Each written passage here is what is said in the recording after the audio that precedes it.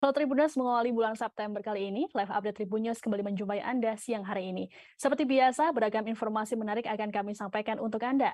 Sejumlah wartawan lapangan kami juga sudah siap menyampaikan laporannya.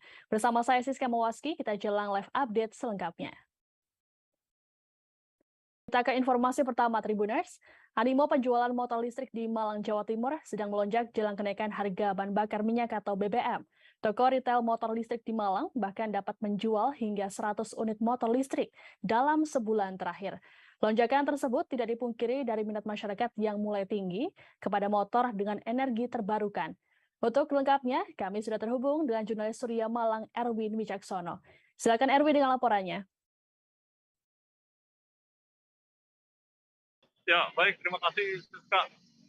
Memang berdasarkan yang kami pantau di salah satu toko penjualan motor listrik di Kota Malang, jadi di Mitra Electric Bike sedang terjadi kenaikan penjualan dari motor listrik tersebut. Hal ini disikapi dengan antusias oleh pebisnis motor listrik karena dengan adanya kabar kenaikan BBM ini turut membuat masyarakat berpersepsi untuk berpindah dari motor konvensional yang berbahan bakar minyak ke motor listrik. Hal tersebut terbukti dengan adanya data penjualan dari motor listrik di toko tersebut yang bisa mencapai 100 unit, 80 sampai 100 unit dalam waktu sebulan terakhir. Nah, tipe-tipe motor listrik yang saat ini sedang digandrungi warga, khususnya di warga di Kota Malang, yakni motor listrik jenis sepeda yang bisa difungsikan sebagai sepeda ataupun dengan tenaga listrik begitu. Menurut store manager Mitra Electric Bike, Robi Irawan menerangkan bahwa jenis motor tersebut paling tinggi penjualannya untuk saat ini. Disusul pula dengan motor-motor listrik dengan model sepeda motor yang memiliki ketahanan baterai yang lebih lama daripada motor listrik sepeda karena jenis baterai yang berbeda. Nah, untuk harga motor listrik sendiri di Mitra Electric Bike dibanderol dengan harga 8 juta hingga 20 juta begitu. Dengan berbagai skema pembayaran seperti kredit maupun cash. Nah, dengan adanya kabar kenaikan harga BBM ini turut disikapi pula oleh pengusaha untuk semakin meningkatkan penjualan dengan semakin gencar melakukan promosi-promosi di masyarakat agar lebih mengenal motor listrik dan kemudian lebih dapat memudahkan masyarakat yang ingin beralih dari motor konvensional ke motor listrik. Begitu, Siska. Baik, terima kasih Erwin Wicaksono atas laporannya. Selamat bertugas kembali. Ya, Tribunas, kita beralih ke informasi selanjutnya. Buntut isu kenaikan harga BBM subsidi pada hari ini, antrean kendaraan terjadi di SPBU yang ada di beberapa wilayah, termasuk di Kota Pekanbaru Riau pada Rabu malam. Antrean kendaraan terpantau mengular hingga pinggir jalan. Mereka rela mengantre demi bisa mendapatkan BBM subsidi jenis Pertalite dan solar. Terkait informasi selengkapnya akan disampaikan oleh wartawan Tribun Pekanbaru, Alexander. Silakan Alexander. Baik, terima kasih Siska. Bisa saya informasikan bahwa pada akhir Agustus 2022 atau pada hari Rabu kemarin, itu di Pekanbaru khususnya, ibu kota Provinsi Riau, terjadi jumlah konsumen masyarakat yang cukup ramai untuk antri di SPBU yang ada di Pekanbaru. Pantauan kita di sejumlah SPBU yang ada di Pekanbaru, itu cukup panjang antrian. Namun berbeda, pada siang harinya belum begitu ramai, namun pada malam harinya itu hampir di seluruh SPBU yang ada di Pekanbaru itu terjadi antrian yang cukup panjang, bahkan meluber sampai ke badan jalan. Dan kemudian Siska juga bisa kita informasikan cuaca pada Rabu malam kemarin juga sempat terjadi hujan yang cukup deras ya. Namun baik itu kendaraan roda 4 bahkan kendaraan roda 2, mereka tetap bertahan untuk bisa mengantri untuk mendapatkan harga BBM yang lebih murah tersebut, yang menurut mereka akan naik per tanggal 1 September 2022. Namun pada kenyataannya pada memasuki jam 00 tadi malam sampai tadi pagi kita pantau, itu ternyata harga yang ada di SPBU masih sama, yakni solar masih di harga 5.000 150, kemudian untuk Pertalite di harga 7.650. Dan pantauan kita di SPBU itu terpantau cukup sepi ya dari tadi pagi kita lihat.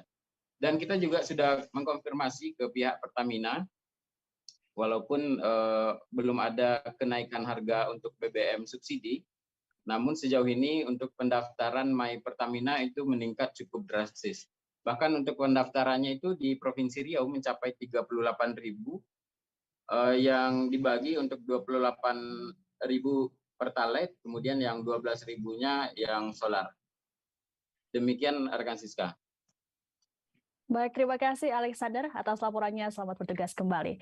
Tribuners, kita beralih ke informasi selanjutnya. Sebuah mobil pick-up diamankan oleh tim gabungan Opsnal, Satreskrim, dan Satuan Intelkam Polres PD Aceh pada Rabu 31 Agustus kemarin.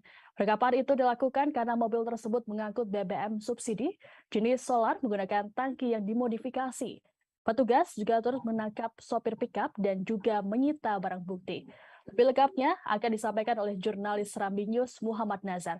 Silakan Nazar atas laporannya. Terima kasih Siska. Tribuners, selamat siang. Kami laporkan dari Kabupaten PD Aceh bahwa tim Satreskrim Polres PD bersama Satindelkam Polres PD menangkap satu pick-up jenis L300 di SPBU Kecamatan Mutiara Timur pada Rabu 31 Agustus 2022. Penangkapan terhadap pick-up tersebut berdasarkan laporan dari masyarakat bahwa adanya pick-up yang antrian mengisi bahan bakar minyak atau BBM di SPBU tersebut yang dicurigai ada membawa jerigen dan tangki dimodifikasi, sehingga pihak polisi langsung menuju ke titik lokasi dan berhasil menghentikan pick-up tersebut. Menurut Kasat Reskrim Polres PD, Ibtu Muhammad Rizal menyebutkan bahwa penangkapan tersebut berdasarkan laporan warga karena saat ini terjadinya kelangkaan BBM jenis solar di sebagian SPBU di Kabupaten PD. Namun saat polisi menindaklanjuti laporan masyarakat, ternyata adanya pick-up yang antrian dengan modus operandi mengisi bahan bakar untuk mobil. Ternyata saat diperiksa oleh polisi bahwa pick-up tersebut mengisi untuk menjual BBM bersubsidi dengan cara modus operandinya antrian di SPBU. Saat ditangkap oleh pihak polisi, ternyata benar bahwa adanya jerigen di belakang pick-up tersebut dan juga ditemukan tangki telah dimodifikasi. Polisi juga menangkap sopir berinisial N berumur 44 tahun, warga Kecamatan Tangsi, Kabupaten PD. Saat ini barang bukti bersama pelaku telah diamankan oleh pihak Polres PD. Berdasarkan keterangan dari Kasat Reskrim Polres PD, Ibtu Muhammad Rizal menyebutkan bahwa adanya 8 jerigen yang ditemukan oleh polisi di belakang pick-up tersebut dengan ukuran jerigen 35 liter, dan sehingga totalnya Tribuners 155 liter BBM jenis solar yang disita polisi dari pick up tersebut. BBM tersebut direncanakan akan dijual pelaku dengan harga 7.000 per liter. Tribunas, pihak polisi menjerat pelaku dengan pasal 55 Undang-Undang Nomor 22 Tahun 2001 tentang minyak dan gas bumi sebagaimana terubah dengan Undang-Undang Nomor 11 Tahun 2010 tentang Cipta Karya. Demikian sikap. Baik, terima kasih Muhammad Nasar, jurnalis Serambi News atas laporannya. Selamat bertugas kembali. Tribuners, kita beralih ke informasi selanjutnya dari Kota Medan. Tribuners, masyarakat Kota Medan kini mulai beramai-ramai untuk mendaftarkan diri di aplikasi My Pertamina. Pada Rabu 31 Agustus terpantau terjadi antrean di beberapa SPBU yang ada di Kota Medan. Pendaftaran My Pertamina ini dilakukan agar penyaluran BBM subsidi jenis Pertalite dan solar tepat sasaran. Terlebih belakangan ini mencuat isu soal kenaikan BBM dalam waktu dekat. Untuk mengetahui informasi lengkapnya, sudah terhubung bersama kami, wartawan Tribun Medan, Angel Aginta Sembiring. Silakan Angel dengan laporannya. Baik Siska, terima kasih. Ya, jadi masyarakat Kota Medan tampaknya memang mulai meramaikan dan juga untuk mendaftarkan kendaraan mereka di aplikasi My Pertamina. Nah, seperti pantauan Tribun Medan di SPBU Jalan Yosudarso Kota Medan, terlihat antrian yang cukup padat untuk mendaftarkan kendaraan mereka. Bahkan antrian itu sampai malam tadi, Tribuners. Nah, disampaikan oleh Sales Branch Manager Rayon 1 Medan, Mo Ali, ia menyampaikan bahwa hitungan data yang terhimpun terakhir kali sebanyak 5.000 pemilik kendaraan Kota Medan sudah mendaftarkan kendaraan mereka di aplikasi My Pertamina. Nah, untuk Tribuners yang juga ingin mendaftarkan bisa di beberapa SPBU seperti SPBU di Yosudarso, Asrama Haji, Amplas, SM Raja, dan Singapura Station. Lalu itu, menurut data per 1 September 2022, per hari ini tercatat jumlah pendaftar My Pertamina sesumur itu sebanyak 28.258 orang. Dengan rincian 16.797 itu konsumen Pertalite dan 11.461 itu konsumen biosolar. Nah, angka ini merupakan cukup melonjak drastis apabila kita bandingkan selama 1 bulan di 27 Juli 2022, Tribun Medan menghimpun jumlah pendaftar hanya sebanyak 3.160 masyarakat di Sumut yang mendaftarkan. Mungkin itu saja laporan saya. Terima kasih, Siska. Baik, terima kasih Angel atas laporannya. Tribuners, kami akan menampilkan cuplikan wawancara dengan Sales Manager Rayon 1 Medan, Muhammad Ali Akbar. Dengan pasokan dan juga stok kita di wilayah Sumatera Utara hari seperti apa situasinya dan harganya masih? Secara umum stok masih aman. Solar maupun Pertalite bisa bertahan di atas 7 hari. Secara keseluruhan stok masih sangat aman.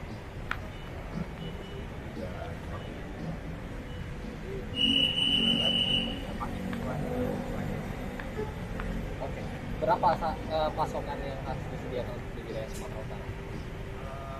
Kita bicara Kota Medan ya. Kota Medan itu, Kota Medan sendiri itu lagi sekitar untuk Pertalite sekitar KL per hari. Kalau untuk solar itu hanya sekitar 100 KL. Munculnya wacana ini kan kemungkinan ada perubahan perilaku terhadap masyarakat untuk konsumsi BBM. Untuk di wilayah Sumatera Utara, sudahkah ada peningkatan konsumsi BBM di wilayah Sumatera Utara? Peningkatan pasti ada ya, terutama di 3 hari. Ini harganya masa cuma. Yakin gak penasaran? Cek promo kebut di Tokopedia. Dibandingkan juga antara bulan Januari lumayan naik. Kemudian Bang, boleh sampaikan bagaimana pengawasan kita nantinya di wilayah-wilayah Sumatera Utara agar tidak terjadi perlawanan akan subsidi BBM menjelang adanya isu ini? Ya, kita kalau bicara pengawasan ini kan kita sudah punya porsi masing-masing. Makanya kita berkoordinasi dengan aparat. Untuk pengawasan itu juga akan kembalikan lagi ke DKI. Kita juga bisa maksimal bisa melayani jamaah yang kembali banyak kita antisipasi kalau misalkan ada antrian. Ke Kalimantan Timur, Tribuners, Polres Pasar melakukan pengawalan terhadap truk tangki pengangkut BBM subsidi. Pengawalan dilakukan pada Selasa 30 Agustus malam, mulai dari perbatasan Kabupaten Penajam Pasar Utara atau PPU ke KM 01 Kecamatan Tanah Grogot, Kabupaten Pasar. Kasat Lantas Polres Pasar AKP Hari Purnomo menjelaskan, pengawalan dilakukan untuk memastikan BBM subsidi tersebut tepat sasaran. Wartawan Tribun Kaltim Syaifullah Ibrahim akan melaporkan informasi ini kepada Anda. Silakan Ibrahim. Ya, terima kasih rekan Siska. Seperti yang kita ketahui, Kepala Satlantas Polres Pasar telah menginstruksikan anggotanya untuk melakukan pengawalan terhadap BBM bersubsidi. Seperti halnya yang telah dilakukan pada 30 Agustus 2022 kemarin. Pengawalan sekaligus pengamanan yang dilakukan oleh Satlantas Polres Pasar itu bertujuan untuk agar BBM bersubsidi itu bisa sampai dengan selamat dalam keadaan aman dan tepat sasaran. Dijelaskan terdapat 3 unit truk tangki dari kota Balikpapan yang dikawal menuju Kabupaten Pasar dengan isian sebanyak 40.000 liter Pertalite. Pengawalan juga dilakukan dalam mengantisipasi kelangkaan BBM bersubsidi. Selama pengawalan berjalan dengan baik, situasi arus lalu lintas dalam keadaan aman, tertib, dan lancar. Ya, sekian rekan Siska. Baik, terima kasih Saifullah Ibrahim atas laporannya. Ya, Tribuners, kita beralih ke informasi selanjutnya. Wacana penyesuaian harga BBM subsidi belakangan ini tengah menguat seiring meningkatnya beban APBN. Terkait kenaikan harga ini, pemerintah mulai menyalurkan sejumlah bantuan yang merupakan pengalihan subsidi BBM. Pemerintah Kabupaten Bulungan, Kalimantan Utara pun bersiap menyalurkan bantuan yang menggunakan APBD. Bupati Bulungan, Syarwani, mengatakan hingga kini pihaknya belum dapat petunjuk teknis atau juknis terkait hal ini. Informasi lengkapnya akan disampaikan oleh wartawan Tribun Kaltara, Georgie Santana Silalahi. Ya, Georgie, silakan dengan laporannya.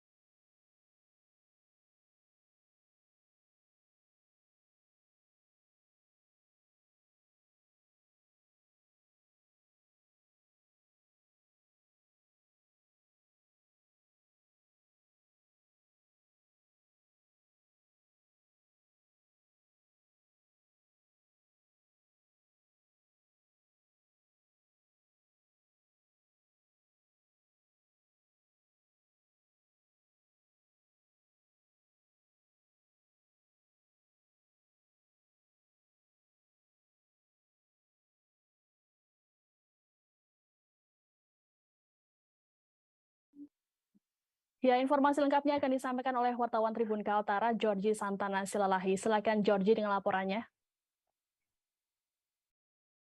Selamat siang.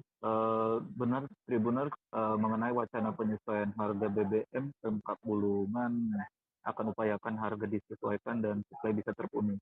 Di sini pemerintah berencana akan menyesuaikan harga BBM subsidi seiring meningkatnya beban anggaran pendapatan dan belanja negara atau APBN. Namun hingga kini belum ada keputusan dari pemerintah terkait wacana tersebut. Menanggapi hal itu, Bupati Bulungan Sarwani menilai keputusan pemerintah bahwasannya saat ini penyesuaian harga dilakukan dengan beban APBN yang semakin meningkat. Seiring dengan rencana tersebut, ada beberapa formulasi yang sudah disiapkan pemerintah melalui Kemensos atau Kementerian Sosial, yang disebutkan Bapak Bupati bahwasannya pemerintah akan menyalurkan dana bantuan sosial atau bantuan sebesar 24,17 triliun untuk masyarakat di tengah harga pangan yang melonjak. Kemudian ada wacana harga kenaikan BBM subsidi. Dalam hal ini juga Bapak Sarwani melihat kebijakan dari Presiden Republik Indonesia juga Bapak Jokowi sudah menginstruksikan beberapa waktu lalu kepada setiap pemerintah daerah untuk menggunakan anggaran APBD, yang dimana hal ini juga melihat dulu di mana kondisi di daerah tertentunya harus menerima petunjuk teknis atau juga terkait hal tersebut. Namun Bapak Bupati menyampaikan informasi itu akan disampaikan sampai ada keputusan tepat yang dimana juknis terkait selama pengalokasian anggaran tersebut. Dengan adanya wacana penyelesaian ini, Sarwani berharap Pertamina juga diminta untuk tetap memastikan suplai di daerah Kabupaten Bulungan. Bahwasannya sampai saat ini antrean BBM di SPBU di Kabupaten Bulungan seperti di Jalan Sengkawit, kemudian di Jalan Tatamso masih mengurai panjang yang didominasi oleh truk dan juga mobil kendaraan serta kendaraan roda 2. Dan pihak Sarwani juga menginginkan Pertamina supply yang sampai saat ini jangan terbatas untuk BBM subsidi solar maupun Pertalite, karena juga nantinya apabila itu tersendat ataupun terbatas suplai BBM solar dan juga Pertalite, tentunya akan berdampak pada sektor lain. Kemudian juga pada sisi pengawasan pasti akan tetap menjadi atensi pemerintah apabila penyuplaian BBM itu bisa tetap berjalan kondusif. Dan pihaknya juga tidak ingin adanya oknum yang melakukan penimbunan BBM subsidi baik solar maupun Pertalite, dan dia meminta kepada stakeholder terkait untuk melakukan pembahasan lebih lanjut apabila benar nanti ada wacana kenaikan harga BBM solar maupun Pertalite di Kabupaten Bulungan. Pendapat juga dari Wakil Ketua DPRD Bulungan, Hadi Hamka, mendorong pemerintah untuk segera melakukan sosialisasi sebelum penyesuaian harga dilakukan. Dan diketahui mungkin menurut Bapak Haji Hamka, harga-harga BBM yang sudah naik, baik solar maupun Pertalite, itu ada di beberapa daerah lainnya di luar Pulau Kalimantan, seperti di Pulau Jawa, Sumatera, dan di mana juga di Indonesia bagian timur. Dan pihaknya juga berbagai pertimbangan juga diharapkan bisa berjalan dengan kondusif untuk memutuskan penyesuaian harga ini. Karena salah satu poin penting dari DPRD Bulungan mempertimbangkan ya ini masih ada yang masyarakat menengah ke atas menikmati BBM subsidi. Ini yang tidak diinginkan oleh Bapak Wakil Ketua DPRD Bulungan Haji Hamka, supaya sosialisasi dan pelayanan ke depan kepada masyarakat yang membutuhkan BBM itu bisa tetap terpenuhi. Dan juga langkah antisipasi yang harus dilakukan yaitu potensi harga-harga komoditas lainnya yang dimana saat ini sedang ramai, seperti bahan pokok telur, cabai yang ada di Kabupaten di Bulungan. Jadi dimintanya pemerintah kabupaten maupun instansi terkait, terutama di Pertamina ini, lebih menjaga kondisivitas tetap stabil, yaitu terutama harga BBM bisa stabil. Demikian Siska yang bisa dapat saya sampaikan, kembali ke studio. Baik, terima kasih Georgie atas laporannya. Tribuners, kita beralih ke informasi selanjutnya. Lantaran kesulitan memenuhi kebutuhan BBM di daerah pelosok desa wilayah Kabupaten Penukal Abab Lematang Ilir atau Pali, Provinsi Sumatera Selatan, para pemilik kendaraan rela antre berjam-jam di SPBU Beracung, Kecamatan Talang Ubi, demi mendapatkan pasokan bahan bakar bersubsidi. Hal ini dibuktikan dengan mengeluarnya antrean kendaraan hingga ke jalan poros yang membuat arus lalu lintas menyempit. Akibat dari kendaraan roda 2 ataupun roda 4 antre BBM, baik jenis solar ataupun pertalite di SPBU Mini Bilangan Beracung serta SPBU Simpang Tais Kecamatan Talang Ubi. Wartawan Tribun Sumsel, Rigen, akan menyampaikan laporannya untuk Anda terkait hal ini. Silakan Rigen. Baik, terima kasih rekan Siska. Tribuners, dapat kami laporkan bahwa antrian panjang kendaraan untuk mengisi BBM bersubsidi baik jenis solar maupun pertalite ini jauh sebelum adanya isu kenaikan harga BBM. Diperkirakan sejak 2 atau 3 pekan terakhir, di mana warga yang notabene beraktivitas menggunakan kendaraan roda 4 itu rela mengisi BBM di luar daerah Kabupaten Pali atau di kabupaten tetangga baik di Probomuli maupun kota Probomuli maksud kami atau Kabupaten Morenim, karena aktivitas pada siang hari BBM bersubsidi itu sudah habis untuk warga yang berada di pelosok daerah terpencil, daerah seperti daerah perbatasan antar kabupaten yang rela antri sejak subuh hari, sehingga warga dengan ini mengaku miris, di mana notabene Kabupaten Pali wilayah penghasil migas di Sumsel itu terjadi kelangkaan. Nah, menyikapi hal ini dari pemerintah Kabupaten Pali sendiri dengan OPD terkait dan instansi TNI Polri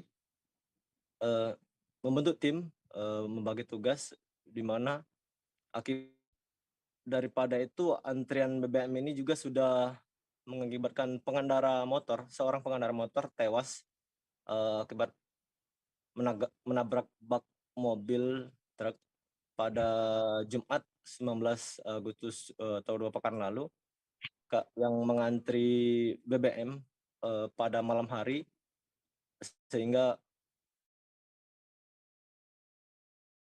hujan sehingga memang mengganggu penerangan. Nah, untuk itu Sekda perwakilan pemerintah mengkaji apakah ada investor untuk menambah SPBU, karena khususnya di wilayah Kecamatan Talang Ubi itu ada 2 SPBU dan 3 PMS yang berada di kecamatan sebelahnya. Nah, kemudian dari Dinas Perindustrian dan Perdagangan Kabupaten Pali juga sudah melakukan peninjauan di sejumlah SPBU untuk melakukan tera timbangan, di mana ditemukan 1 SPBU yang tera timbangannya berselisih, yakni di bilangan SPBU Simpang Tais, Kecamatan Talang Ubi.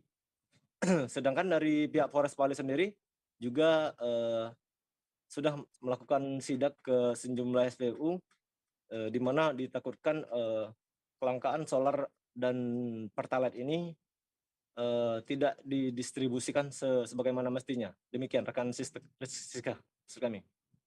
Baik, terima kasih Rigen atas laporannya. Tribuners, kami akan menampilkan cuplikan wawancara dengan Sekda Pali Kartika Yanti. Berikut tayangannya untuk Anda.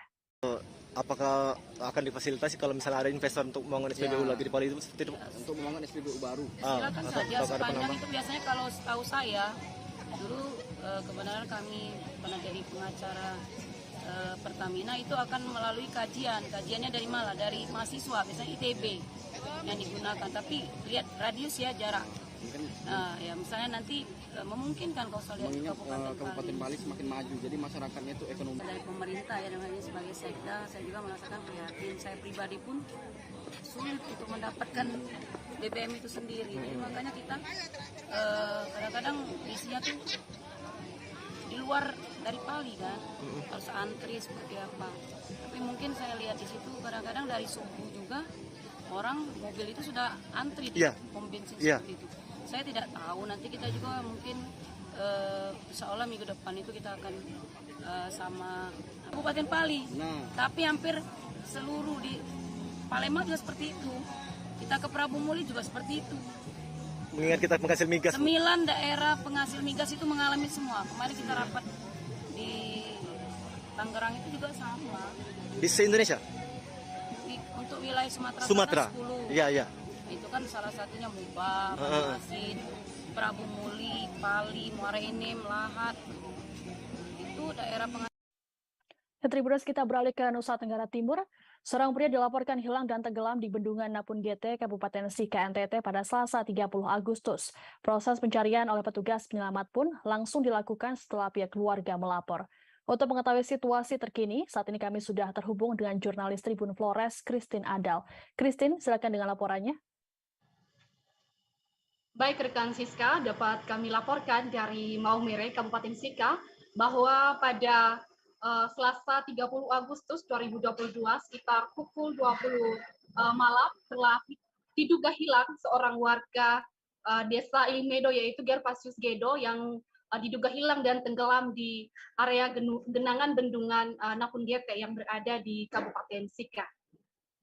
Nah, lokasi ini sendiri berada di Dusun Lelabura, Desa Ilimedo, Kecamatan Waiblama, Kabupaten Sika.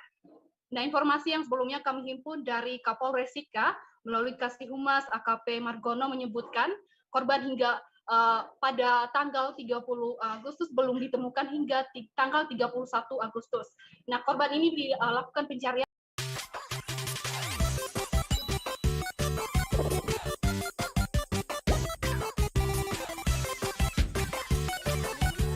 Paket langganan Grab Unlimited Rp1, promonya Unlimited. Langganan yuk! Bersama tim gabungan dari Basarnas, warga setempat, kemudian Babinsa, dan juga Kapolsek setempat.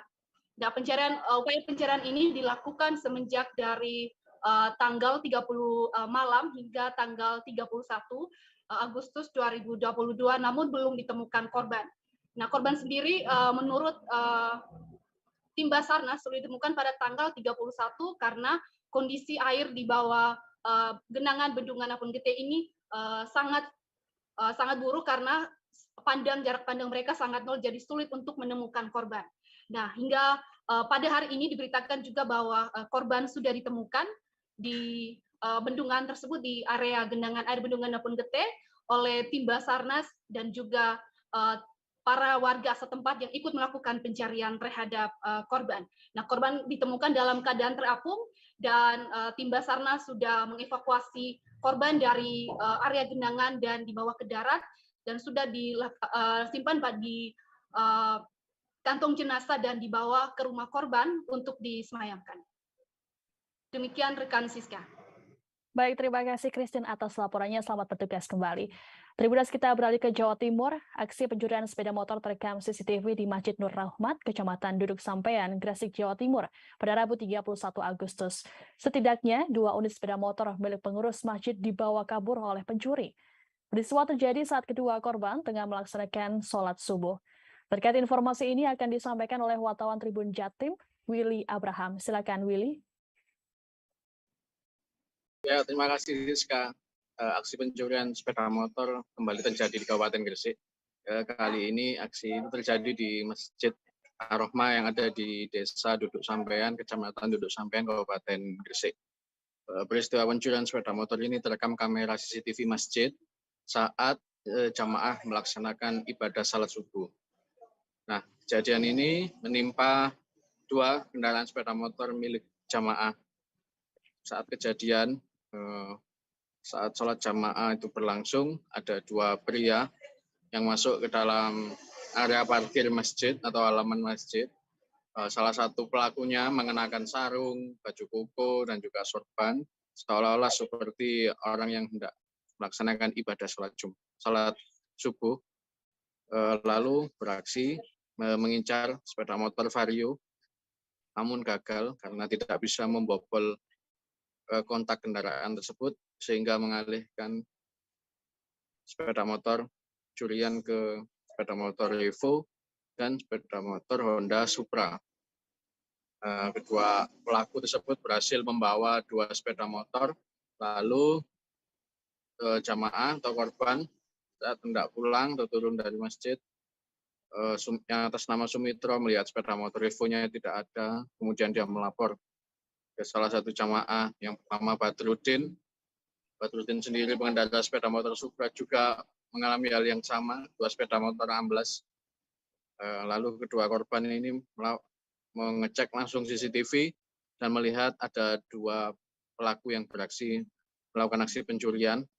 Tak lama kemudian mereka melaporkan pencurian ini ke Polsek Duduk Sampean. Kerugian yang dialami korban sekitar 3 juta dan laporan tersebut saat ini masih dalam proses penyelidikan. Demikian Siska yang bisa saya laporkan. Baik, terima kasih Willy atas laporannya dari Gresik, Jawa Timur. Tribunas kita beralih ke Jambi. Meninggalnya Brigadir Yosua Huta Barat pada 8 Juli lalu menarik simpati dari masyarakat hingga kini. Ayah Brigadir Yosua, Samuel Huta Barat, mengungkapkan ada pihak yang mengusulkan agar nama sang anak diabadikan menjadi nama jalan yang ada di dekat lokasi pemakaman. Samuel juga mengaku dirinya sudah melihat surat permohonan kepada pihak desa terkait. Informasi lengkap terkait usulan nama jalan Brigadir Yosua ini akan disampaikan oleh wartawan lapangan Tribun Jambi, Danang Noprianto. Danang, silakan laporannya. Ya, terima kasih, Siska. Nama Brigadir Nofriansyah Yosua Huta Barat diusulkan oleh kerabat ataupun organisasi PBB untuk diabadikan menjadi nama salah satu jalan di Desa Sukamakmur, Kecamatan Sungai Bahar, Kabupaten Muaro Jambi. Samuel Huta Barat, ayah Brigadir Yosua, sudah ditunjukkan surat permohonan tersebut beberapa waktu lalu, namun Samuel memberikan koreksi terhadap nama yang akan diabadikan. Yang semulanya diberikan nama Brigadir Nofriansyah Yosua Huta Barat agar ditambahkan gelar Sarjana Hukum atau SH menjadi Brigadir Nofriansyah Yosua Huta Barat SH di nama jalan tersebut. Karena Brigadir Yosua telah resmi menyandang gelar tersebut beberapa waktu lalu. Surat permohonan tersebut akan diajukan kepada kepala desa untuk ditindaklanjuti. Nantinya jalan yang akan diusulkan dan diabadikan nama Brigadir Yosua tersebut berada di simpang arah masuk ke pemakaman Brigadir Yosua. Sementara itu ditambahkan Rohani Simanjuntak, bibi Brigadir Yosua, mengatakan bahwa sebelumnya saat masih melakukan jaga malam menunggu proses autopsi saat itu, nama jalan simpang Brigadir J sudah muncul.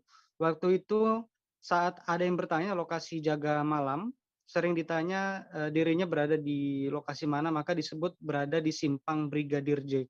Saat ini simpang arah ke makam tersebut dinamakan Simpang Yanto, namun nama tersebut bukan merupakan nama resmi yang digunakan karena beberapa hal orang mendirikan rumah, pertama kali orang mendirikan rumah tersebut bernama Yanto.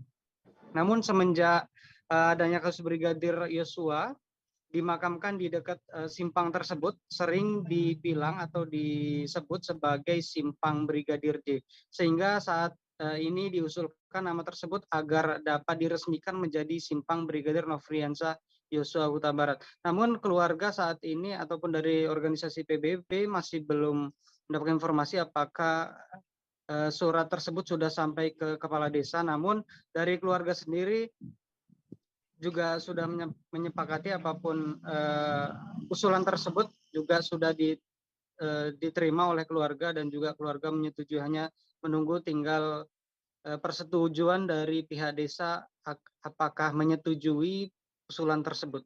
Begitu, rekan Siska. Baik, terima kasih Danang Noprianto atas laporannya. Selamat bertugas kembali.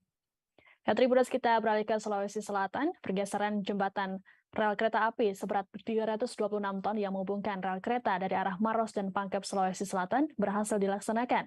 Dilakukan proses penutupan jalan yang melibatkan petugas gabungan dari Kementerian Perhubungan, TNI, dan Polri pada Rabu 31 Agustus malam hingga Kamis 1 September dini hari.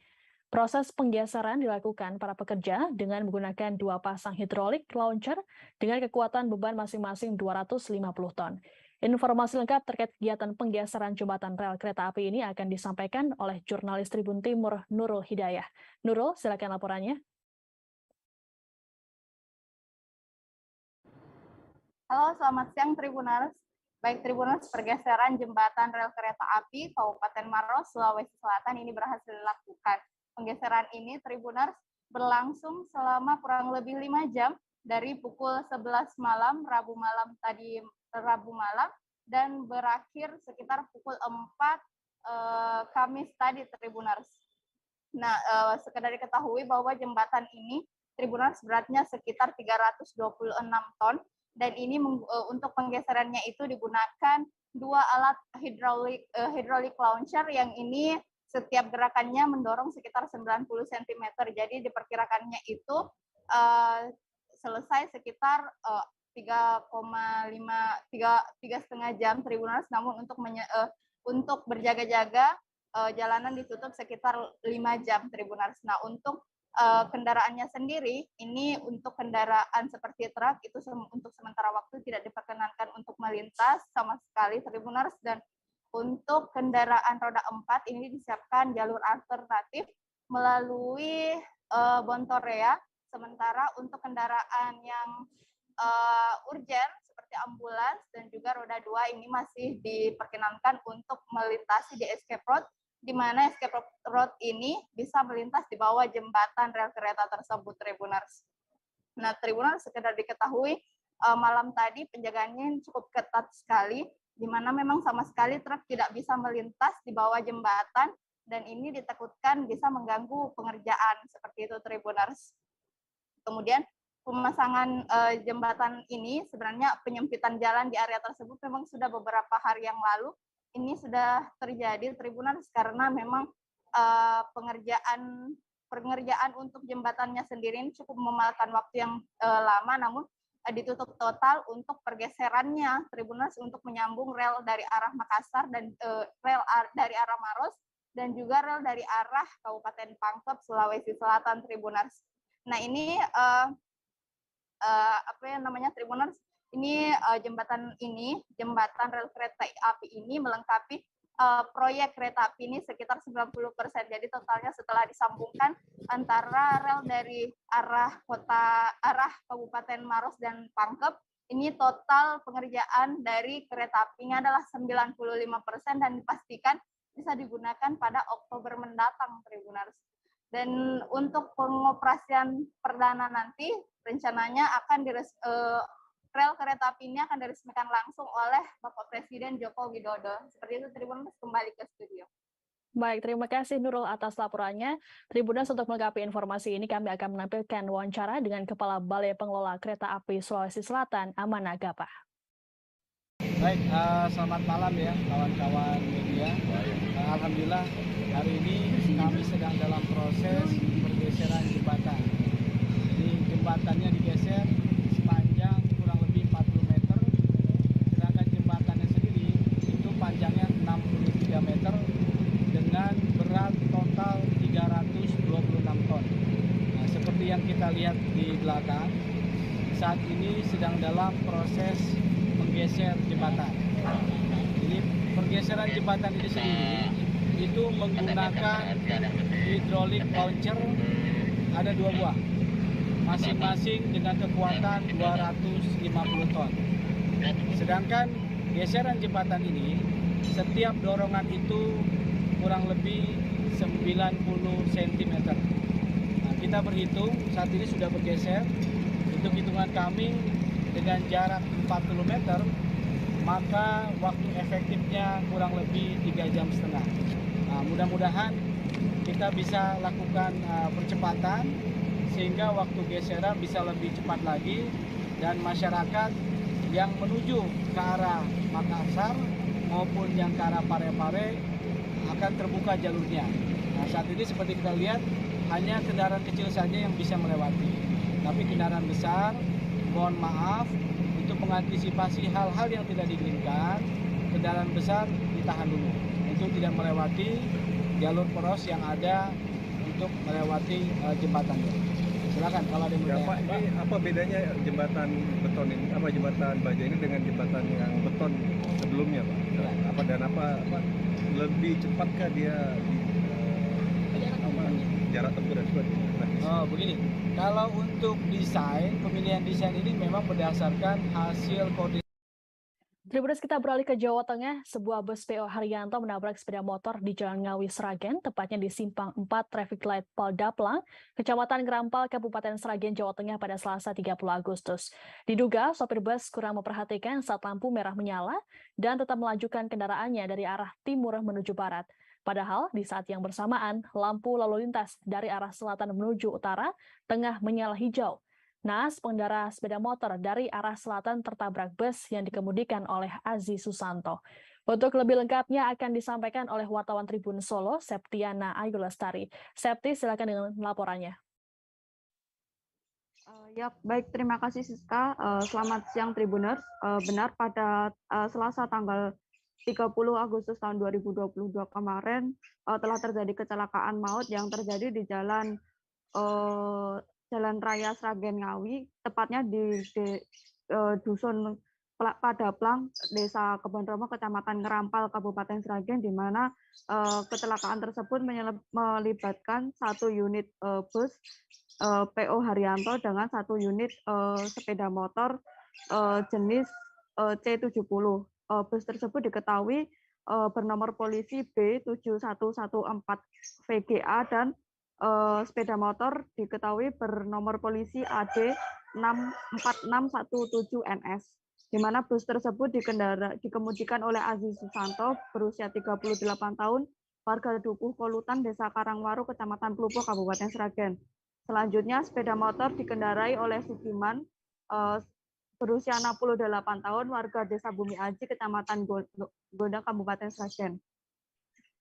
Di mana kecelakaan tersebut terjadi pada sekitar pukul 19.30 waktu Indonesia bagian Barat atau sudah malam hari, yang diawali dari bus melaju dari arah timur menuju ke barat atau dari arah Ngawi menuju ke Solo. Kemudian dari arah utara menuju ke selatan melaju sepeda motor tersebut yang dikendarai oleh kakek Sugiman. Pada saat kejadian, bus tersebut diketahui berada di traffic light Padaplang yang ada di situ, lampu merah di situ, dan lampu merah sudah menyala merah, namun karena bus tersebut tidak dapat menguasai laju kendaraannya hingga menerabas lampu merah tersebut. Kemudian dari arah yang berlainan, kakek Sugiman melaju dan tertabrak bus tersebut karena jarak sudah terlalu dekat. Kemudian kakek Sugiman mengalami luka di bagian kepala samping kiri bengkak, lutut kiri lecet, lutut kanan lecet, dan punggung tangan kiri lecet. Sebelumnya kakek Sugiman dilarikan ke rumah sakit dan dirawat di RSUD Suhadi Prionegoro Sragen. Namun naas pada sekitar pukul 23 atau pukul 11 malam waktu Indonesia bagian Barat, kakek Sugiman dilaporkan meninggal dunia dan kemudian dilakukan pemakaman oleh pihak keluarga. Dan bagi Tribuners yang melewati jalan Solo Sragen, maksud saya Solo Sragen Ngawi yang berada di Kecamatan Sambung Macan, khususnya untuk lebih berhati-hati dikarenakan kondisi jalan memang penerangan jalan memang gelap dan pada saat malam hari, dan juga jalanan termasuk licin, sehingga bagi Tribuners yang melewati jalur tersebut saat hendak menuju Ngawi maupun menuju Solo diharapkan untuk lebih berhati-hati lagi, dan apabila mengantuk tetap beristirahat di tempat-tempat yang sudah ada. Begitu, Siska. Baik, terima kasih Septiana atas laporannya. Selamat bertugas kembali. Tribuners, kita beralih ke NTT. Sebanyak 13 orang pemain judi online diamankan oleh Direskrim Sus Polda NTT. Polisi kemudian menetapkan 7 diantaranya sebagai tersangka. Para pelaku diamankan dalam kurun waktu 2 hari, yakni 29 hingga 30 Agustus 2022. Dalam penangkapan ini, polisi juga turut menyita sejumlah barang bukti. Saat ini kami sudah terhubung dengan wartawan Poskopang Mutiara Malahere yang akan menyampaikan informasi lengkapnya untuk Anda. Silakan Mutiara.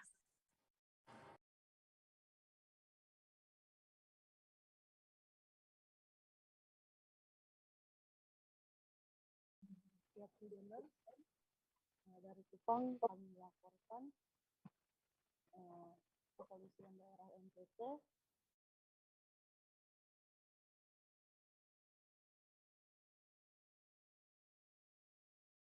Lanjut.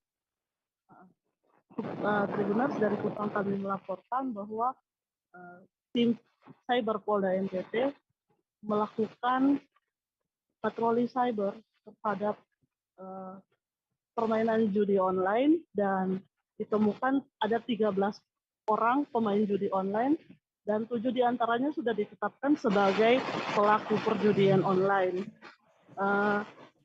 Itu jenis perjudiannya slot dan roulette di situs yang berinisial KD. Para tersangka bertaruh modal melakukan deposit mulai dari puluhan juta sampai ada juga yang hingga ratusan ribu. Dengan tersangkanya itu dari berbagai latar belakang profesi, mulai dari ada ojek online serta pekerjaan swasta. Dan saat para tersangka sementara dalam proses penanganan oleh Direktorat Reserse Kriminal Khusus dan dari para tersangka diamankan sejumlah barang bukti berupa ponsel, SIM card, ATM, dan buku rekening milik para tersangka serta bukti yang melakukan transaksi deposit maupun withdraw terhadap hasil perjudian online. Dari atas perbuatannya, para tersangka dijerat dengan pasal Undang-Undang Informasi dan Transaksi Elektronik, junto Undang-Undang KUHP pasal 303 dengan ancaman hukuman 6 tahun penjara dan denda 1 miliar. Terhadap hal ini, Kapolda NTT Irjen Pol Setio Budianto menegaskan bahwa segala bentuk perjudian online, perjudian maupun baik online maupun konvensional harus ditindak tegas dan masyarakat jangan berjudi karena judi tidak menjadikan kaya, tapi merugikan diri sendiri, keluarga, serta masyarakat. Demikian. Baik, terima kasih Mutiara atas laporannya. Tribuners, kami akan menampilkan cuplikan wawancara dengan Kapolda NTT Irjen Pol Setio Budianto. Berikut pernyataannya untuk Anda. Ditreskrim Khusus Polda NTT melakukan penindakan secara tegas terhadap 13 orang tersangka yang diamankan dan telah disita beberapa barang bukti tadi dari tersangka yang berasal dari berbagai wilayah di wilayah hukum Polda NTT. Ini diawali adanya tim patroli siber Direktorat Reskrim Khusus Polda NTT yang melakukan penelusuran situs judi online di wilayah hukum Polda NTT dengan nama situsnya adalah inisialnya adalah KD. Nah, dari hasil penelusuran tersebut kemudian didapatkan hasil beberapa identitas yang diduga sebagai bandar judi online, yaitu atas nama BSG, statusnya masih dalam proses penyelidikan. Berdasarkan hasil pemeriksaan, terindikasi bahwa transaksi atau perputaran uang dari bandar judi online diperkirakan lebih dari 12 miliar rupiah dalam kurun waktu setiap bulannya. Beralih ke kabar lainnya, Tribuners, hari ke-6 pencarian korban KM Teman Niaga di Selat Makassar, nelayan menemukan satu jasad yang mengapung. Penemuan jasad tersebut kemudian ditindaklanjuti oleh tim SAR setempat dan dibawa menggunakan silinder TNI AL. Jenazah kemudian dibawa ke Rumah Sakit Dr. Haji Andi Abdurrahman Nur Tanah Bumbu untuk diidentifikasi. Untuk mengetahui informasi terkini, kami sudah terhubung dengan jurnalis Banjarmasin Posman Hidayat. Silakan dengan laporannya. Baik, rekan Siska. Bisa kami laporkan dari Kabupaten Tanah Bumbu, Provinsi Kalimantan Selatan. Sejak 22 Agustus lalu, KM Teman Niaga mengalami kecelakaan air, dalam hal ini tenggelam di Selat Makassar, dan baru ditemukan pada 25 Agustus saat KM Dharma Peri 3 melintas dari Parepare menuju Batu Licin. Kabarnya setelah ditemukannya 4 orang yang berhasil selamat mengapung di tengah laut, akhirnya tim SAR mulai turun ke lapangan untuk melakukan pencarian. Terhitung 26 Agustus, pencarian tim SAR gabungan dilakukan ke laut Selat Makassar, dan tepat pada Rabu kemarin itu ditemukan satu jenazah yang diduga adalah salah satu korban Teman Niaga ini, Dan setelah diidentifikasi ternyata memang benar salah satu korban yang jumlahnya 11 orang dan baru ditemukan 1 orang. Namun perkembangan hari ini dapat kami laporkan saat ini tim SAR di perairan Kota Baru, Kalimantan Selatan kembali menemukan 1 korban lagi. Dan saat ini pencarian masih dilanjutkan karena jarak dari daratan itu atau ke posko cukup jauh. Perlu beberapa jam untuk sampai ke darat lagi sehingga proses pencarian masih dilanjutkan di perairan. Dan informasinya hari ke-7 ini akan kembali merapatkan tim SAR gabungan ini untuk melanjutkan apakah dilanjutkan atau stop. Dan informasi kemarin itu 1 korban jenazah yang dibawa itu ditemukan pertama kali oleh nelayan. Kemudian nelayan ini menginformasikan terhadap LCT yang lewat, kemudian pihak LCT melaporkan ke KRI Tongkol yang saat itu kebetulan kebetulan juga melakukan pencarian. Dan sekedar diketahui ada 5 kapal yang dikerahkan termasuk 2 KRI milik TNI AL, terus kapal Basarnas, kapal KSOP, Bakamla yang melakukan pencarian. Dan saat ini tadi informasinya siang tadi sekitar pukul 11 kembali ditemukan 1 korban lagi. Namun belum diketahui apakah itu termasuk korban KM teman niaga ini atau di luar teman niaga ini.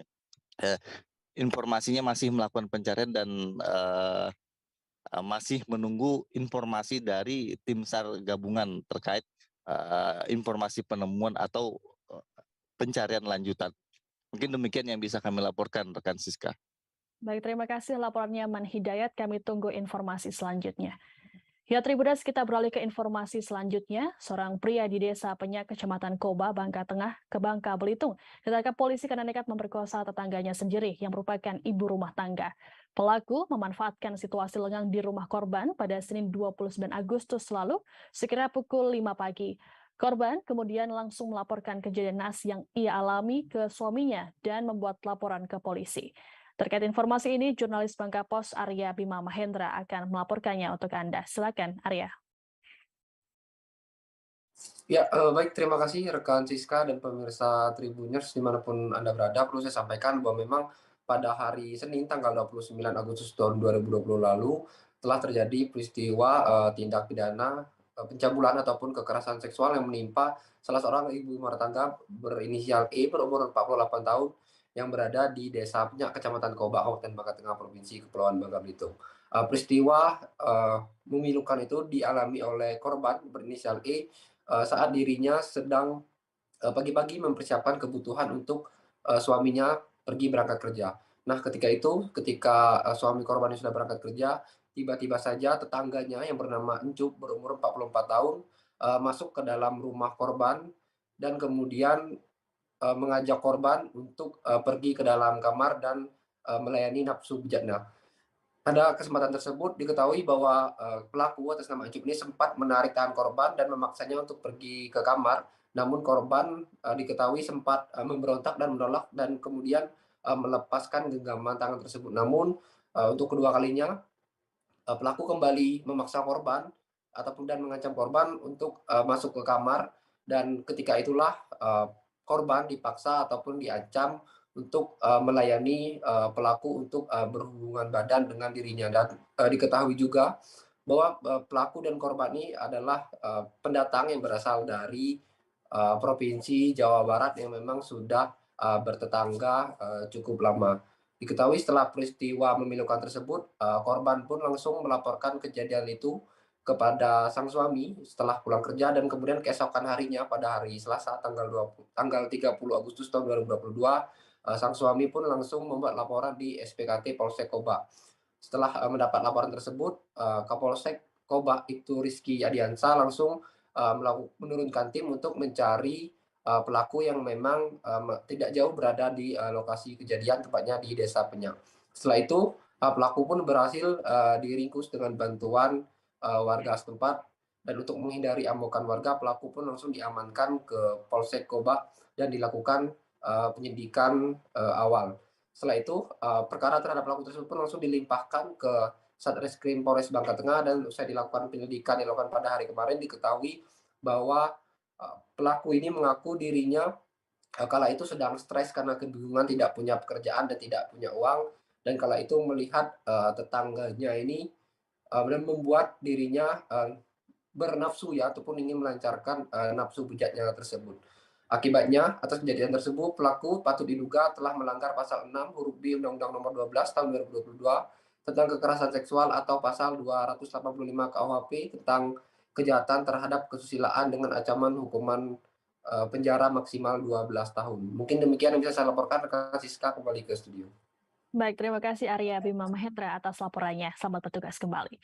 Tribuners, kita beralih ke informasi selanjutnya. Orang tua finalis Dangdut Akademi 5 Valen Akbar menemui Bupati Pamekasan Badrut Tamam pada Selasa 30 Agustus. Keduanya meminta dukungan pada Badrut setelah Valen berhasil lolos ke babak selanjutnya. Diketahui remaja berusia 15 tahun itu mendapat 3 yes dari 3 dewan juri saat babak audisi.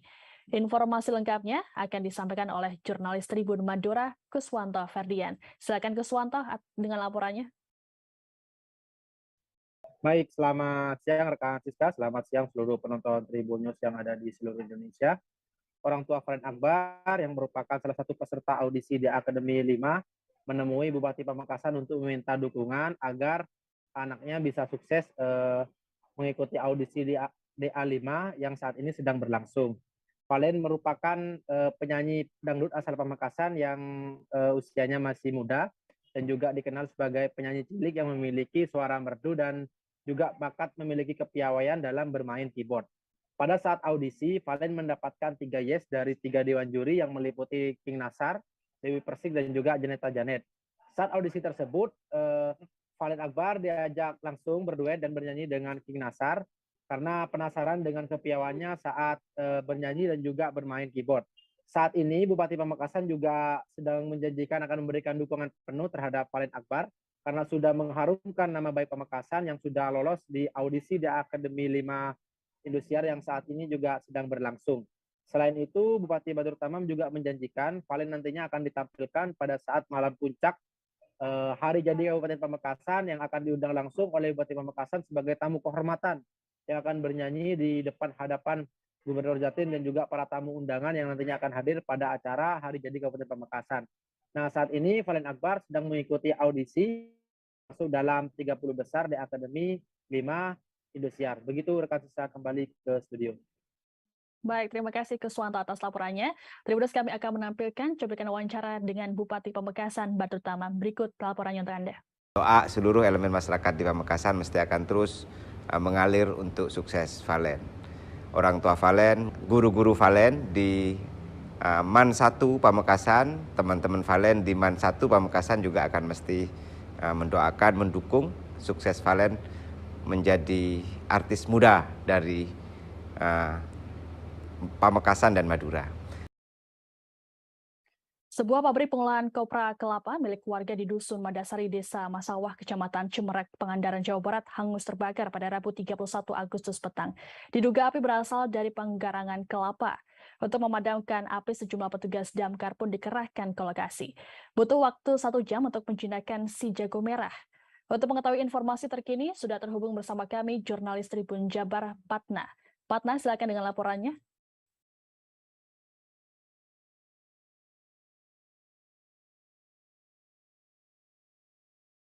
Siap Siska, benar yang dikatakan Siska Tribuners bahwa kejadian kebakaran yang melahap pengolahan pabrik kelapa ya di wilayah Dusun Madasari RT 42 RW 14 Desa Masawah Kecamatan Cimerak Kabupaten Pangandaran itu terjadi pada hari Rabu kemarin sore ya, sekitar pukul 18.15 waktu Indonesia Barat. Dan hal tersebut langsung ditanggapi oleh pihak Damkar Kabupaten Pangandaran yang mana dalam waktu 60 menit mereka sudah langsung bisa memadamkan api tersebut. Dalam kejadian tersebut Tribuners perlu diketahui tidak ada korban jiwa, namun pemilik pabrik tersebut yang mengalami kerugian sekitar 120 juta rupiah. Dan selain itu Tribuners, pihak Damkar Kabupaten Pangandaran selanjutnya melakukan pendinginan dan asesmen di lokasi tersebut. Dan hingga kini menurut informasi yang diterima Tribuners, untuk puing-puing serta atas kejadian tersebut ya, pihak pemilik dari kopra tersebut ya sedang melakukan pembersihan puing-puing yang berada di lokasi sekitar kebakaran tersebut. Mungkin seperti itu, Siska. Baik, terima kasih Patna atas laporannya. Selamat bertugas kembali. Dan Tribuners, kita beralih ke informasi selanjutnya. Korban kecelakaan truk kontainer di depan SD Negeri Kota Baru 2 dan 3 Kota Bekasi pada Rabu 31 Agustus kemarin kini bertambah 3 orang, sehingga total mencapai 33 orang. Diketahui sebanyak 11 korban meninggal dunia, 7 diantaranya adalah murid SD, 1 anak-anak dan sisanya orang dewasa. Seluruh korban luka saat ini masih menjalani perawatan di Rumah Sakit Ananda Bekasi dan RSUD Kota Bekasi. Untuk mengetahui informasi terbaru terkait kecelakaan ini, sudah terhubung bersama kami jurnalis Tribun Jakarta Yusuf Batiar. Silakan Yusuf dengan laporannya. Selamat siang Siska dan juga Tribuners. Saat ini saya tetap berada di Kota Baru 2 dan 3 Jalan Raya Sultan Agung, Kecamatan Bekasi Barat, Kota Bekasi, tempat di mana kecelakaan maut truk trailer yang menabrak sejumlah warga dan pengendara di jalan tersebut pada Rabu tanggal 31 Agustus 2022 kemarin. Adapun dari data terbaru yang saya dapat ataupun bisa terdapat, jumlah korban secara keseluruhan sebanyak 33 orang. Dari 33 orang tersebut, 10 diantaranya meninggal dunia, sedangkan sisanya adalah korban luka dan juga korban luka ringan. Adapun untuk korban selamat dirawat di 2 rumah sakit, yakni di Rumah Sakit Ananda dan juga RSUD Kota Bekasi. Adapun informasi ini sekaligus meralat informasi sebelumnya di mana disebutkan terdapat 7 orang siswa SD yang meninggal dunia dari 10 orang korban kecelakaan. Adapun yang benar adalah dari 10 orang korban meninggal dunia, 4 diantaranya adalah siswa SDN Kota Baru 3 dan sisanya adalah orang dewasa, yakni pedagang yang ada di sekitar SD, lalu juga ada orang tua murid ataupun wali murid yang sedang menjemput, dan juga ada beberapa pengendara yang sedang melintas yang juga ikut menjadi korban kecelakaan maut ini. Adapun untuk di RSUD terdapat 7 orang korban meninggal dunia, jenazahnya dibawa ke RSUD, lalu hingga hari ini seluruh jenazah sudah dikembalikan ke keluarganya dan dikebumikan, sedangkan untuk di RS Ananda terdapat 3 orang korban meninggal dunia, yang juga saat ini semua korban meninggal dunia sudah dikembalikan ke keluarganya dan dikebumikan. Untuk korban yang mengalami luka, sebagian sudah melakukan rawat jalan, sebagian diantaranya juga masih ada yang melakukan perawatan intensif di rumah sakit umum daerah maupun di Rumah Sakit Ananda. Sebagai tambahan, hari ini pihak Dirlantas Polda Metro Jaya juga sudah kembali melakukan olah TKP di kejadian, di mana olah TKP ini menggunakan alat perekam yang nantinya akan mengetahui lebih detail peristiwa sebelum dan setelah tabrakan terjadi. Selain itu, terdapat sejumlah kegiatan yang dilakukan di TKP, salah satunya tadi ada kunjungan dari Gubernur Jawa Barat Ridwan Kamil dan juga beberapa kunjungan dari PGRI. Sementara untuk guru-guru dan siswa, untuk aktivitas belajar mengajar di SD Negeri Kota Baru 2 dan 3, hari ini sampai hari Jumat akan diliburkan sementara. Siswa baru akan kembali belajar di sekolah pada hari Senin. Adapun untuk meliburkan siswa ini dilakukan untuk menjaga kondusivitas serta memulihkan trauma yang dialami sejumlah siswa akibat kecelakaan maut yang terjadi di depan sekolah mereka. Begitu Siska. Baik, terima kasih Yusuf Batir atas laporannya. Kami tunggu informasi selanjutnya dari Anda. Ya, Tribuners, kita beralih ke informasi selanjutnya. Penemuan sesosok bayi berjenis kelamin laki-laki mengejutkan warga Semabung Baru, Kota Pangkal Pinang, Bangka Belitung pada Rabu 31 Agustus. Bayi malang ini ditemukan di depan rumah warga dengan keadaan plasenta yang masih menempel. Beruntung, bayi tersebut masih dalam keadaan hidup dan langsung dievakuasi ke rumah sakit. Informasi lengkap terkait penemuan bayi ini akan disampaikan oleh wartawan Bangka Bos, Rizky Rianda Palevi. Silakan Rizky.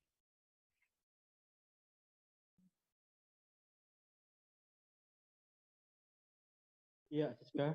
Pada Rabu kemarin, warga Semabung Baru, Kota Pangkal Pinang, digegerkan dengan adanya penemuan bayi berjenis kelamin laki-laki yang hanya dibungkus oleh kantong plastik dan diletakkan di luar jendela rumah warga.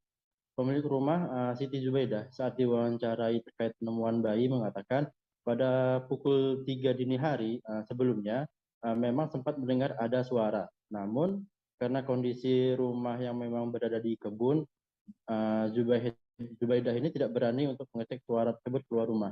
Lalu pada pukul 6 paginya atau saat anaknya yakni Hani membuka jendela kamar, ia melihat ada kantong plastik tepat di bawah jendelanya. Saat dia ambil, Hani ini pun terkejut ternyata terdapat bayi laki-laki tanpa dikenakan pakaian sehelai pun, serta kondisi plasentanya juga masih menempel. Mendapati hal tersebut pun Hani melaporkan kepada Polres Pangkal Pinang dan langsung membawa bayi tersebut ke RSUD Depati Hamzah pada pukul 6.30 dikarenakan memang kondisi bayi ini sudah mulai membiru. Lebih lanjut, saat dikonfirmasi ke pihak RSUD terkait kondisi bayi, Direktur RSUD Depati Hamzah kondisi bayi saat datang sudah mengalami hipotermia atau suhu tubuh rendah dan kekurangan oksigen atau saturasi oksigennya hanya 77% saja. Lalu untuk umur juga diperkirakan dari perhitungan medis, bayi ini 32 minggu sampai dengan 33 minggu, sehingga bayi ini bisa disebut sebagai lahir prematur dengan kondisi paru-paru yang belum matang sepenuhnya, sehingga serapan oksigen ke tubuh tidak maksimal. Namun alhamdulillahnya untuk saat ini kondisi bayi sudah sehat dan kini masih berada di ruang ISU RSUD Depati Hamzah. Sementara itu, Kasat Reskrim Polres Pangkal Pinang, AKP Adi Putra memastikan pihaknya juga akan terus melakukan rangkaian penyelidikan guna mencari identitas ataupun keberadaan orang tuanya. Demikian, Rizka. Baik, terima kasih Rizky Rianda Palevi atas laporannya. Tribuners, kami akan menampilkan wawancara atau pernyataan dari Kasat Reskrim Polres Pangkal Pinang AKP Adi Putra. Berikut tanya untuk Anda. Kami mendapat informasi dari warga yang mana menemukan kantong plastik yang sangat mencurigakan. Jadi warga ini di rumahnya sekitar jam 3 subuh, dia ada mendengar ada suara-suara yang mencurigakan. Tetapi dia belum keluar rumah, namun sekitar pukul 5.30 subuh, pemilik rumah ini dengan anaknya keluar mengecek di yang bising-bising yang ada di bawah pintu jendela rumahnya. Setelah warga ini keluar dari rumahnya dan menemukan satu buah plastik. Pas mereka buka, ternyata isinya bayi laki-laki. Maka warga ini membawa bayi itu ke dalam rumahnya. Setelah memastikan bahwa ini bayi ini laki-laki dan masih hidup, tapi dalam keadaan tidak menangis, masih ada plasenta, maka warga ini melaporkan ke RT setempat dan melaporkan ke pihak kepolisian. Sehingga kami mendapat informasi tersebut langsung menuju TKP. Setelah menuju TKP, kami amankan berikut dengan unit TPA kami, dan kami langsung membawa bayi tersebut ke rumah sakit umum. Tribuners, kita beralih ke Ambon. Puluhan sopir angkot jalur Laha dan Hatif Besar melakukan demo di Balai Kota Ambon pada Rabu 31 Agustus. Demo ini dipicu peralihan jalur angkot Laha dan Hatif Besar. Para sopir angkot mendesak Pemkot Ambon untuk menghentikan peralihan tersebut karena kondisi jalan yang tidak memungkinkan.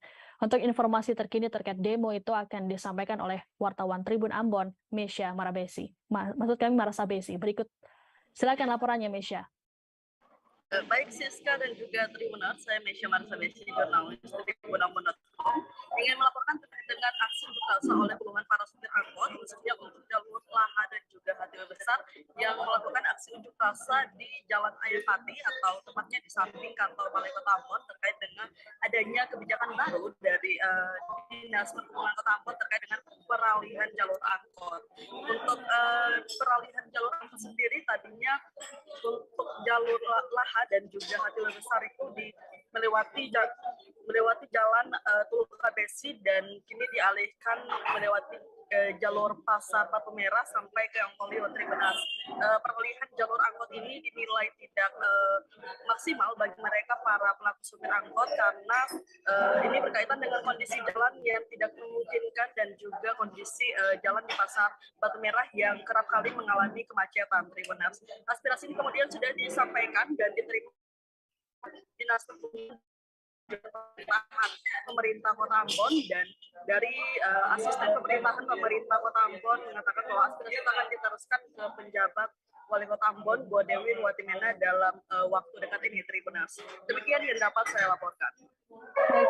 Mesya Marasabesi atas laporannya. Tribuners, kami akan menayangkan pernyataan dari koordinator lapangan Steward. Berikut adalah tayangannya untuk Anda. Belum mau itu semua angkot jalur Hatif dan Laha melewati pasar, tetapi dengan jumlah kendaraan yang cukup banyak itu mempersulit kotong sebagai supir dalam arti kemacetan maupun lokasi jalan yang tidak memungkinkan untuk kotong semua lewat bawah. Jadi kotong minta dari pihak perhubungan kalau boleh diizinkan untuk kotong angkot Laha Hatif biarpun tidak mengangkat penumpang, lari kosong tutup pintu, yang penting dapat melewati jalur atas, karena yang paling penting di sini Bapak harus tahu bahwa kotong ini punya penumpang ini tidak lain hanya mahasiswa dan pegawai kantor di Sabah, dan semuanya itu mengeluh, bukan cuma kalau dari kotong segi pendapatan maupun dari mereka punya jam untuk kuliah maupun jam sampai di kantor. Itu yang mereka juga mengapresiasi kotong untuk datang di sini supaya kalau boleh kotong lewat atas. Lewat atas ini lewat jalur mana? Lewat Telekubesi. Jadi kotong kalau masuk terminal terus belok ambil jalan di Pasar Luar, balik dari lumayan tembus jalan Telekubesi, Pak. Dan kotong minta cuma itu. Kotong sudah kasih solusi kalau boleh kotong lewat atas tanpa mengangkat penumpang, biar penumpang cari alternatif lain, misalnya tempat lain mungkin naik ojek ke Batu Merah atau Galunggu, yang penting kotong lewat atas dan juga dapat cepat sampai di tempat tujuan. Jadi dari Telekubesi tembus di Sudirman di Batu Merah. Itu saja yang kotong minta, cuma dari pihak sini bilang katanya bahwa penyebabnya angkot. Padahal kalau Bapak dong boleh lihat angkot di jalan Telekubesi hanya 20%, yang banyak itu plat hitam, dan kalau mau diuji kembali boleh ambil sampel, itu bukan angkot yang bikin macet, itu plat hitam yang parkir dua jalur ke situ, Pak. Bukan angkot, tapi disalahkan semuanya angkot. Akhirnya yang jadi korban sekarang angkot Hatif Laha, karena kotong punya trayek yang tadinya bisa. Tribuners, informasi tadi menjadi akhir dari perjumpaan kita dalam live update Tribun News hari ini. Jangan lupa untuk menyaksikan informasi menarik lainnya hanya di kanal Tribun Network. Saya Siska Mawasi pamit, sampai jumpa.